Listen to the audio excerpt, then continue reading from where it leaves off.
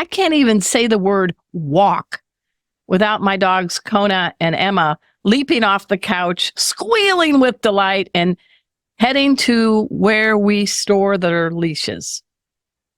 Now, forget even about trying to spell W-A-L-K.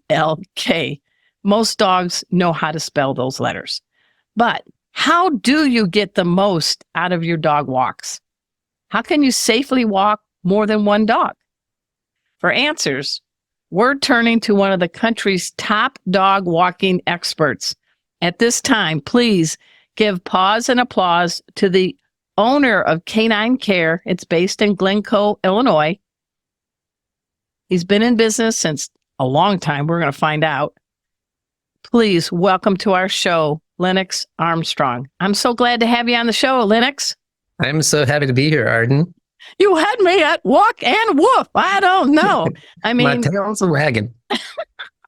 Yeah. Way back when you were going to college and you were pursuing one path and you're like, I don't think so. Tell us the backstory.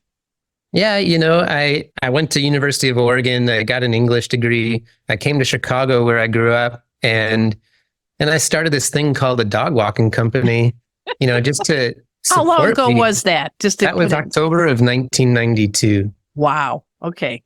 So I went back to school and for other things, for acting, and so I had other interests, music and acting and so forth. And there's this thing that I was doing called dog walking. and back then, come on, let's put it in perspective. It's over 30 years ago. People are like, what? Right. Yeah. There were just a handful of people. There was an organization, a company called Chicago Pet and Plant Care, 1976. Wow. Yeah. And that was Chicago. I heard about a guy in New York who had been around since the early 60s. He's like the earliest professional dog walker that I'm aware of. Okay. But anyway, in Chicago, there was just a handful. And so I didn't even know if it was something that would fly, but I gave it a go, and here I am. So you didn't want to quote Shakespeare all your life and just spend all your time reading great American novels? I still quote Shakespeare like on a daily basis. It hums through my head because it's so poetic and fun to recite. So yeah, I've got a few. What's one of your favorite quotes from Shakespeare? All the world's a stage, and all the men and women merely actors. Oh, say that again. I overread. All the world's a stage, and all the men and women merely actors. Oh. We have our entrances and our exits. So we come and go, life, we enter life, and I'm no longer quoting Shakespeare. Now I'm ad-libbing with those first few. Well, mine was, never was there a greater tale of woe than that of Juliet and Romeo. Mm-hmm. All right. You still school me in Shakespeare. That's okay. That's okay. I always like to say, nice play, Bill. Sorry, that's a bad joke. That's good. Good play on words. I like that. So dog walking, you just put a leash on a dog and you go out the door. Wrong. Wrong is right. So give us a little, school us a little bit about some good tips on how to properly walk a dog one-on-one. And then we're going to get into the pack walk. But, I have 2 dogs. I love them. But what's some good do's and don'ts as far as equipment to put on a pet, and what should you not do? Sure. So the equipment, a good harness is the thing to use. And the definition of a good harness is one that basically the dog's shoulders are free for movement.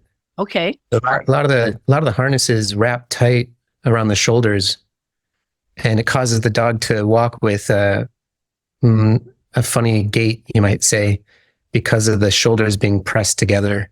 Do they walk like they're on high heels? There's that too. That happens with pulling, I would say. Okay. So a loose leash is,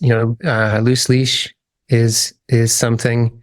A good harness, a leash that's long enough. Yeah. This was the one thing that took me forever to figure out was length of leash. Because everywhere I lived, where I have lived and still to this day, it's hard to find a leash that's longer than 6 feet. And sometimes a few extra feet is what we need just to not be so much on top of the dog. Well, my leash actually has 2 handles on it. So it has the longer with a cushion, because I'm spoiled. But then if I need to, I can reach and grab the handle to be have Kona closer to my side, just maybe a lot of traffic or something. But Right. I like that, like 6 to 8 feet is a good leash, right? And what finally hit me was somebody said you can make a long leash short. You can't make a short leash long. Correct. I can take my 10-foot leash and make it a 6-foot leash in a moment. So it's not to say that I'm not by my dog sometimes. It's just that there's oftentimes when there's a study that was done by a couple in France named the Bazinskis. They sound like they should be Something from St. Louis. on a circus act. Right, totally. And what they did was they did a bunch of studies. One was how often the dog's nose goes to the ground to sniff around. Wow. Okay. And basically, the longer the leash, the more often the dog lowers their head and sniffs. And why is that so important, Lennox? It's so important because it allows the dog to have a relaxed physicality, for one thing. So I equate it to yoga or meditation. It's this calming activity that a dog can do if we let them. Right. So they sort of release the tension maybe in their neck, or they're smelling things too. So they're engaging their brain, their mind, as well as doing sort of like these yoga stretches. It's a natural way for them. I'm learning a lot, everyone. We're speaking with Lennox Armstrong. He runs a company in the Chicago area. It is called Canine Care. And I think it's about time we get schooled on the right way to walk a dog, the equipment. I noticed you didn't mention the line leashes. I'm sorry. I'm going to just state my prejudice. The ones that go way out and they're wire and they're clunky handles. Yeah. Oh my gosh. One of the problems with that is there's always tension. Yeah. Okay. It's never loose unless one locks it down.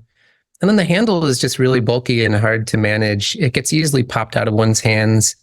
But there's loose leashes. It's either loose or it's not. And so when there's a retractable leash, unless it's locked down, there's always tension. That's a good point. I've actually heard of people that clunkiness, they've lost the grip and a person lost their front tooth because it popped them in their mouth. There's that invisible wire you don't see between you and your dog. What if a jogger cuts in front of you? They could slice a leg. Yeah, and you can't handle that leash. You can't like hold it because it's either rope thin and burns, or it's flat and skinny in a way where it's hard to manage a leash like that. I think what you're saying with the longer 10-foot, you're still giving your dog sometimes that freedom to walk in front of you, but I still like the phrase, I want to walk with my dog. What do you think of that? So when my dog goes, I go. When my dog stops, I stop. So in that sense, I walk, with my dog, and it's my freedom of choice. So my dog gets to choose where to go within reason. So, And who is your dog? He's dying to get his or her name on the radio. Come on. Of course, my miniature schnauzer, almost 9-year-old, name is Suki. Suki. Yeah. Suki, you are now a star. Thanks so much for making our tails wag by watching this guest interview from Arden Moore's Four-Legged Life. Four-Legged Life. Make sure to subscribe so you're up to date with all of our Four-Legged Life content. Four-Legged Life. Four-Legged Life.